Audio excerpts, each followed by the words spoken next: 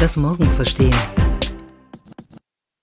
And now we want to start talking morals. We want to understand the moral implications of these systems, and I am delighted to welcome someone who I think is sure to spark some discussion. I had the privilege of taking his course when I was at college about a decade ago on practical ethics, so I can assure you that his canon of work will get you thinking. Please welcome Professor Peter Singer. Here's a man of strong principles who walks the talk. The W.D. Camp Professor of Bioethics at Princeton University and one of the most influential philosophers of our time. His thoughts on animal rights and the sanctity of life ethics have sparked controversial discussion worldwide.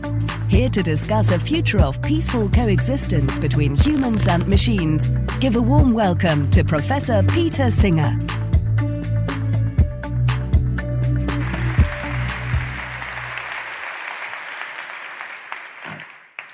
Thank you very much. It's a great pleasure to be here in this beautiful venue and to have the opportunity to discuss these really essential ethical questions.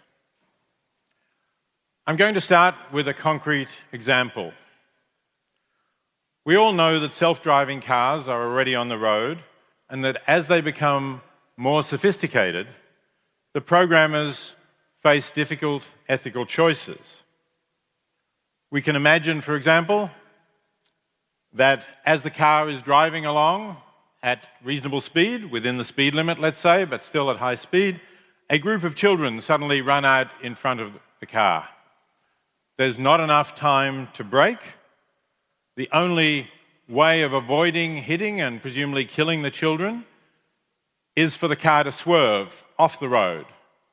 But there are trees along the side of the road. If the car swerves off the road, it is likely to hit one of the trees.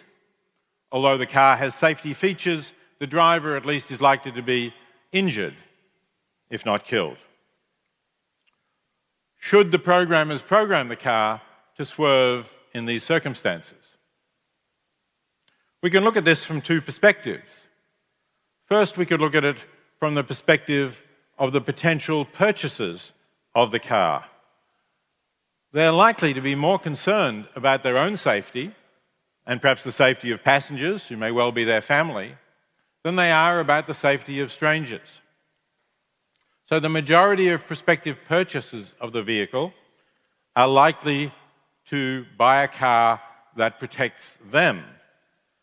And it follows that the manufacturers of the car, who want to sell their cars, are also likely to program it in that direction. For if they do not, but competitors do, they will lose sales to that competitor. On the other hand, we can think of this from a universal perspective, one in which you put yourself in the position of everyone affected by the decisions that are going to be made. From this perspective, you can think of yourself as a parent of one of the children who might be killed. Or even put yourself in the position of the children themselves who are killed and lose the life that otherwise they would have been able to live. And as there are several children in the example I gave you, and several parents, the greater harm is caused if the car does not swerve and kills the children. So from the universal perspective, the right decision is to program the car to swerve. The contrast between those choices illustrates the difference, I believe, between a self-interested perspective and an ethical one. In choosing a car that protects oneself but inflicts greater harm on others, one is acting in one's own interest and disregarding the greater good. Choosing to minimize harm overall, on the other hand, is the right ethical choice. In general, in fact, I hold that the right ethical choice is the one that minimizes harm and maximizes good. That's a utilitarian view, but it's not only utilitarians who favor this choice in this situation. If we apply Kant's first formulation of the categorical imperative, and ask which choice we can will to be a universal law, I think the answer is also clear. We cannot will as a universal law an outcome in which everyone chooses to protect themselves at the cost of causing greater harm to others. Because thinking of it as a universal law, we have to recognize that we are then more likely to be harmed ourselves, either as the child or as the parent. So on this particular question, I believe that utilitarianism and Kantian ethics coincide. But the question is how, in a society based on a free market and consumer choice, can we get to this desirable outcome? We are here in a tragedy of the commons situation. That is, a situation in which if each individual agent acts in their own interests, the outcome will be that all agents collectively are worse off. The solution to such a tragedy of the commons requires collective action. We have to act as a whole. In the commons, we have to limit the right to how many cows you can graze on the commons so that it does not get overgrazed. And in this situation, we need to regulate the programming of the cars. We need to have a requirement that the programming of such a self-driving car does act for the larger good, for the greater good, not simply to protect the driver or the purchaser.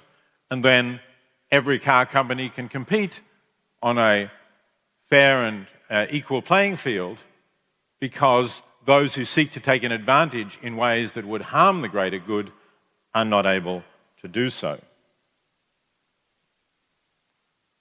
A harder question is, what would ethical AI do in situations in which utilitarianism and Kantianism or other plausible ethical views do not point in the same direction, in which they clash? That's a normative question, an ethical question, a question of what we ought to do. I don't believe we can solve it simply by acquiring more data. I say that because some economists have suggested that the way to resolve these issues is to find out what everyone prefers, which is gathering data. But there's a normative assumption in the idea that what everyone prefers in this kind of situation is the right thing to do.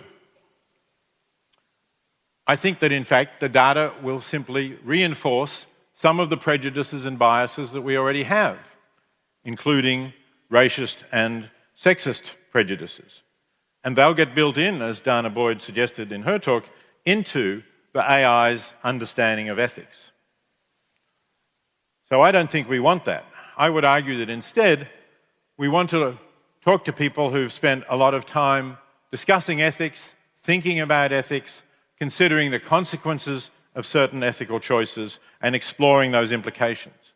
I think they then end up with a better understanding of ethics than those who've given no thought at all to these issues, but are responding to a quick poll that asks them what they want in certain situations.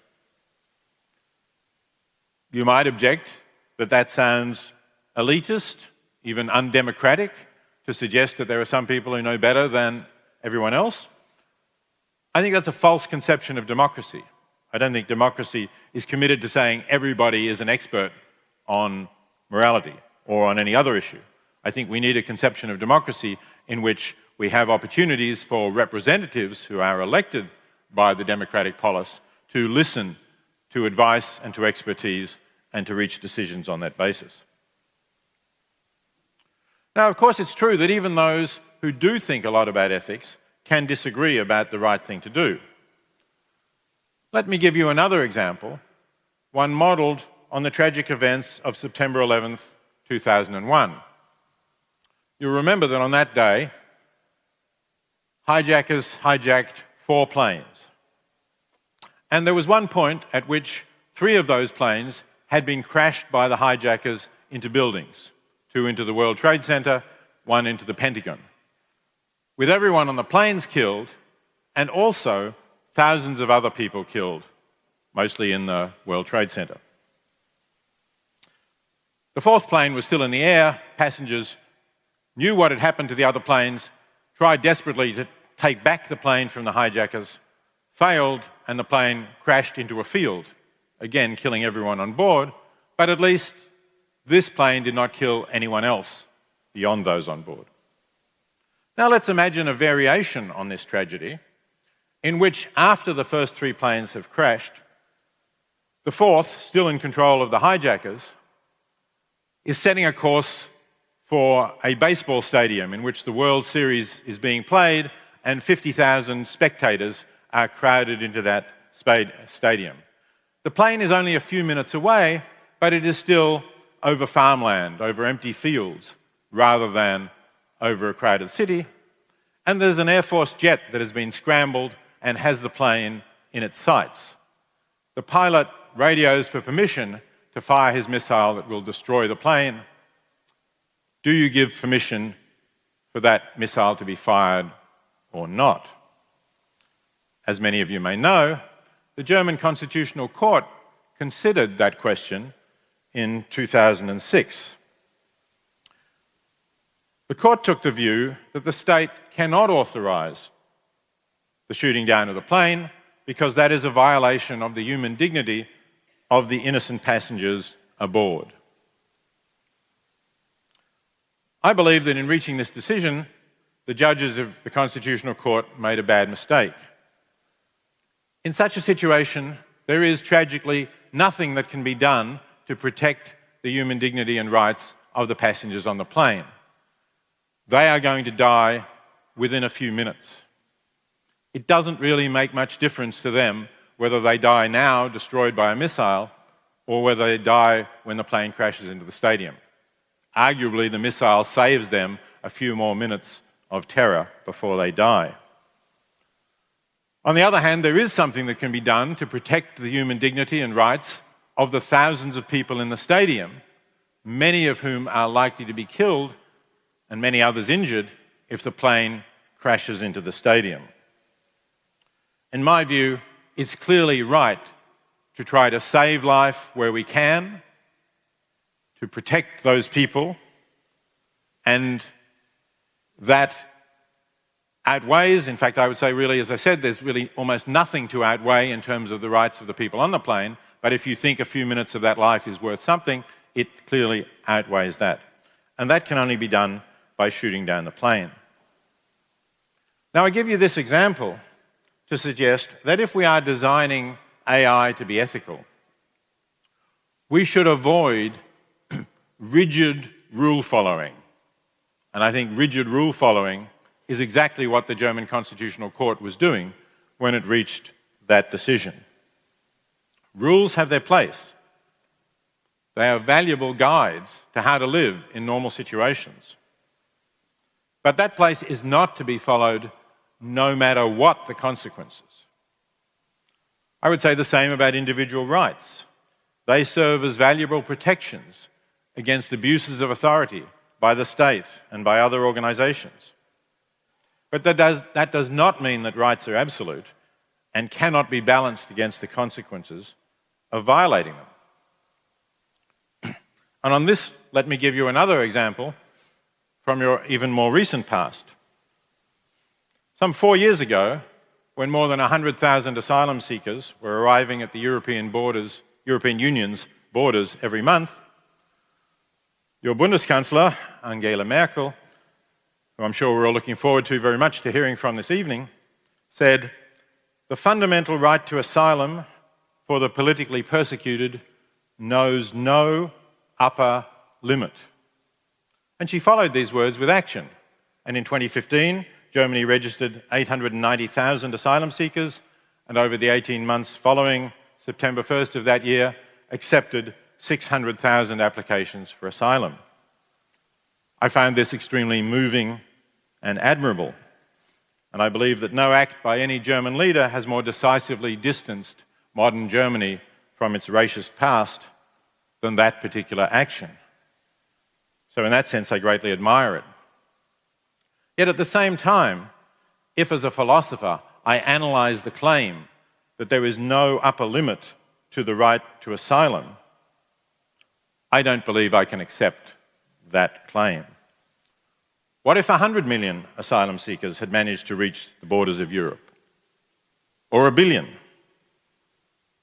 As it was, with the lower numbers that did arrive in Europe, the asylum issue has had disastrous consequences for Europe as a whole.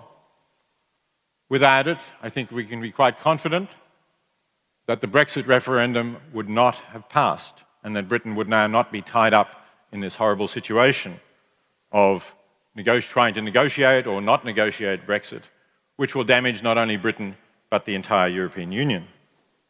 Without it, the right would not have done as well in elections in Poland, in Hungary, in Austria, in France, in Italy, or here in Germany. And in the US, although it's not the same issue, but in the US, the immigration issue clearly had a strong influence on the election of Donald Trump. And these results have consequences that go far beyond the question of the rights of asylum seekers. The election of Donald Trump, for example, with his winding back of the very modest, I would say much too modest, regulations that President Obama put in place to reduce greenhouse gas emissions in the United States, the winding back of those regulations and the passing of another 4 years, let's hope it won't be 8 years, another 4 years of the United States basically doing nothing about climate change, could be a tragedy for the world for many decades to come. And even if we simply think in terms of refugees and asylum seekers, could lead to many more refugees unable to support themselves in arid climates, needing asylum, than all of the refugees that Europe took as a result of the Syrian and other crises. And I think, in fact, Chancellor Merkel, although she has not retreated from the rhetoric of no upper limit to the right to asylum, has made practical compromises that indicate that she's recognised that her stance on the absolute right to asylum with no upper limit is not tenable.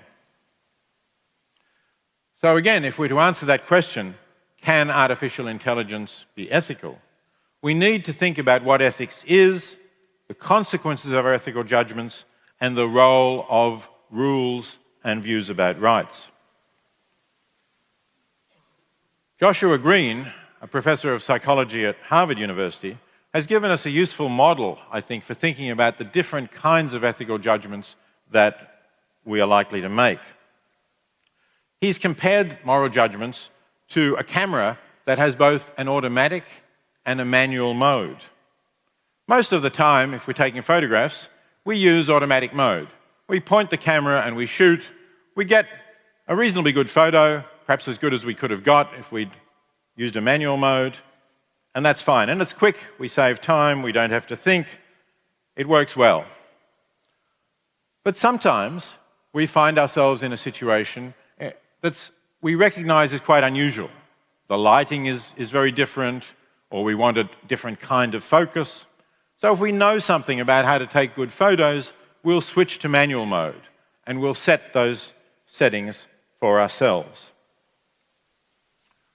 Green compares this with two kinds of moral judgments. There's the intuitive judgments we make. Somebody gives you an example, you come to some intuitive response. Sometimes it's what people call a yuck judgment. You think about somebody suggests something, you think, oh, that would be horrible. No, must be bad. That's the automatic mode. We have that quick response, and generally it works quite well. Generally, these reactions have evolved over millennia. I think some of them are biologically evolved, in fact, over millions of years perhaps. Some of them are culturally evolved in larger societies. And they've evolved and they work well in many situations. But occasionally, we do find ourselves in very different situations. Situations that are extraordinary, like the ones that I've been talking about. And in some of those situations, the automatic mode does not work well. It can lead to disastrous consequences, and we need to think about and reflect on those consequences. So we need to ask ourselves, what will this mean? What will it mean for European politics if we place no upper limit on the number of asylum seekers? Well, of course, we have this compassionate response to the plight of asylum seekers. And we want to take many of them, as many as we can, but we can't do that without thinking of the consequences. Now, where does artificial intelligence come into this? Well, for some specific tasks, absolute rules are in place. If you want to design a computer that is going to beat the best humans at chess or at Go, of course you have to program the rules of the games into the program, and they're absolute. The computer can't break the rule because it would have some great benefit in terms of winning the game.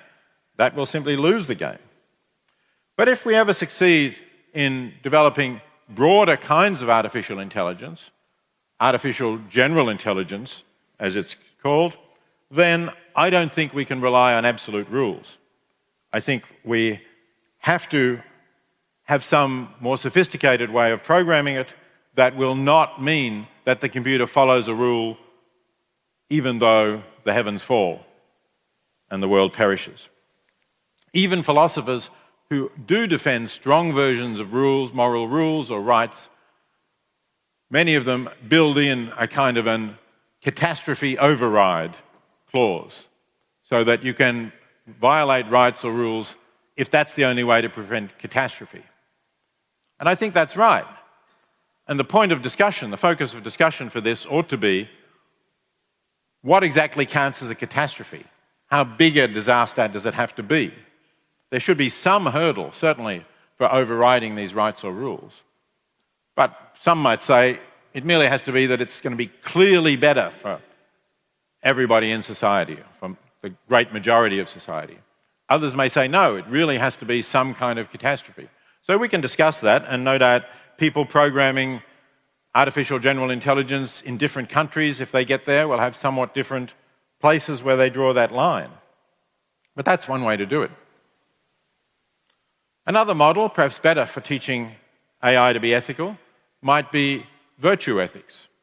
I don't think that virtue ethics is in itself a complete approach to ethics. It doesn't really give us the right answers in difficult situations, like the examples I've given you. Its proper realm is that of educating people. It's no accident that virtue ethics derives from Aristotle, and that Aristotle said the way to make your children virtuous is to make them citizens of a good society. We can't exactly do that with AI, but perhaps we can make it learn from the behavior, not of everybody, but of people who we can agree are people trying to live an ethical life, trying to do so in a thoughtful and reflective way. And perhaps artificial general intelligence could learn from that. Well, having mentioned artificial general intelligence, I can't close without mentioning the danger that our progress in artificial intelligence might lead us to produce an artificial general intelligence that is smarter than we are. Nick Bostrom, the director of the Future of Humanity Institute at Oxford University, has warned that to create something more intelligent than we are could be a basic Darwinian error. And he says that, in fact, it could pose an existential risk, the risk of bringing about the extinction of our species. Now, to many of you, that prospect may seem too distant to really worry about at the moment. We have more pressing problems that face us right now. But there is a case for starting to think about how we can design AI so that it will take account of the interests of all humans, and indeed not only of humans. As you heard in the introduction, I've worked a lot about the ethics of how we ought to treat animals, and I think we ought to include all sentient beings, all beings who are conscious, who are capable of feeling pain, of enjoying their life, ought to be included. And even if one day machines themselves show that they are conscious beings, then certainly their interests ought to be included as well. I'll finish with a little fable that Bostrom uses in his book, Superintelligence. It's a fable of sparrows who think that it would be great to train an owl to help them to build their nests. A big, powerful owl can help them build their nests, make it much easier for them, and rear their young. So they set out to get an owl's egg and to hatch it. One sparrow objects, shouldn't we first learn to tame the owl before we hatch the egg. But other sparrows are impatient to get the project underway, and they don't listen. They say they'll take on that challenge once they've succeeded in raising the owl.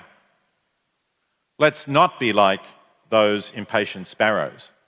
Let's ensure that we don't build an artificial general intelligence that is smarter than ourselves until we know how to ensure that it is also at least as ethical and perhaps more ethical than we are ourselves.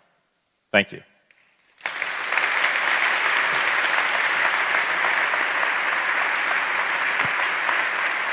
Thank you, Professor Peter Singer. Thank you. Allow me 2 quick follow-up questions. Sure. You're very well known for your book Animal Liberation, where you describe the circle of empathy and say that we need to expand it to include animals. You live your life practicing veganism. Do we need to expand the circle of empathy to include any kind of robot and machine? Well, I think when we get the robots or machines that can convince us that they are conscious beings, then we will need to expand it, because then they'll have interests, they'll be capable of enjoying their life or suffering, and those interests can. How exactly we're going to tell that is a really interesting question, and there are philosophers trying to think about that, because, originally Alan Turing said, when we can have a conversation with a machine and we don't know whether it's a machine or a human, then it has a mind. But in fact, we're very close to that now, and yet the people who are programming these machines are saying, don't worry, we know how we're doing this, and it's not by giving them consciousness. So we're still some steps away from that. So we might need an update to the Turing test. Maybe there'll be a Singer test soon. So last question, as we will soon hear from the CEO of the commercial vehicles brand of an automotive company. You started off with the example of autonomous vehicles. Do you think automotive companies should hire philosophers like yourself? If you ask me to more job creation for my graduate students who are in a difficult job market, certainly they should. But even apart from that, I do think that philosophers who've thought about ethics have something to contribute to these discussions. Yes. Thank you very much, Thank you. Professor Peter Singer. Thank you.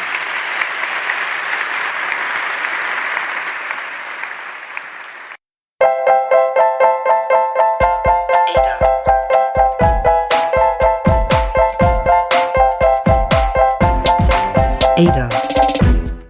Heute das Morgen verstehen.